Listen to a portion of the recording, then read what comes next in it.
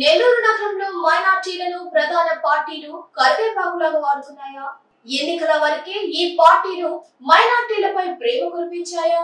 ఎన్నికల అనంతరం మైనార్టీ నాయకులకు మొండి చేయి చూపి కరివేపాకులాగా తీసి బయటేశాయా అంటే అవునని సమాధానం ఇస్తున్నారు.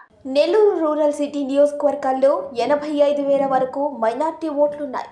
ఈ ఓట్లను కొల్లగొట్టాలన్న ఉద్దేశంతో వైఎస్ఆర్ కాంగ్రెస్ పార్టీ ఎండి ఖలీల్కు నెల్లూరు టికెట్ కేటాయించింది. తెలుగుదేశం పార్టీ అబ్దుల్ అజీజ్కు చివరి వరకు టికెట్ ఆశ కల్పించి పార్టీ జిల్లా అధ్యక్ష పదవితో సరిపెట్టింది. తెలుగుదేశం పార్టీ అధికారంలోకి వస్తే మంచి పదవిస్తామని హామీ కూడా ఇచ్చింది. నెల్లూరు రూరల్ ఇన్ఛార్జిగా ఉన్న అబ్దుల్ అజీజ్ నెల్లూరు రూరల్ ఎమ్మెల్యే కోటంరెడ్డి శ్రీధర్ రెడ్డి వైఎస్ఆర్ కాంగ్రెస్ పార్టీని వీడి తెలుగుదేశం పార్టీలో చేరాక అజీజ్కు ఎమ్మెల్సీ పదవిస్తామని చెప్పినట్టు ప్రచారం జరిగింది. కాలచక్రం గిర్రును తిరిగింది. సార్వత్రిక ఎన్నికలు పూర్తయ్యాయి. తెలుగుదేశం పార్టీ ఉమ్మడి నెల్లూరు జిల్లాలోనూ రాష్ట్రంలోనూ ఘన విజయం సాధించింది. తిరుగులేని శక్తిగా కూటమి ప్రభుత్వం ముందుకు వెళుతోంది.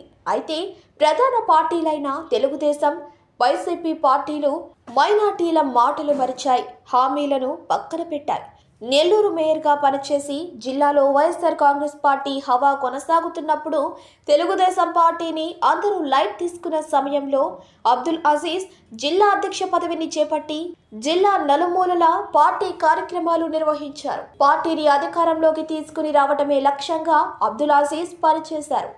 తీరా పార్టీ అధికారంలోకి వచ్చిన తర్వాత తెలుగుదేశం పార్టీ 100 రోజుల పండుగ జరుపుకుంటోంది. నామినేటెడ్ పదవుల్లో అబ్దుల్ అజీజ్ ను ఒక సామాజిక వర్గానికి చెందిన వ్యక్తిగానే పార్టీ పరిగణలోకి తీసుకుంది. అబ్దుల్ అజీజ్ కోరుకున్న ఎమ్మెల్సీ కాకుండా ఆయనకు వక్ఫ్ బోర్డు చైర్మన్ పదవిని ఇచ్చి ఎమ్మెల్సీలకు అడ్డు తగలకుండా ముందస్తు జాగ్రత్తలు టీడీపీ తీసుకుంది.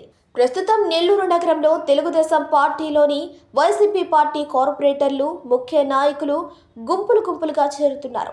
దీన్ని ఆసరాగా చేసుకుని పార్టీకి ఇక మైనార్టీలతో పని లేదని భావించిందో ఏమో తెలియదు కానీ అబ్దుల్ అజీజ్ను వక్ఫ్ బోర్డు చైర్మన్గా నియమించి మమ అనిపించేశారు.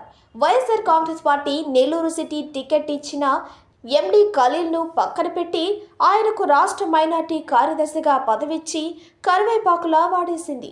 నెల్లూరు నగరంలో బలమైన రెడ్డి సామాజిక వర్గానికి వైఎస్ఆర్ కాంగ్రెస్ పార్టీ ఆ పదవిని కేటాయించి ఖలీల్కు మొండి చెయ్యి చాపింది.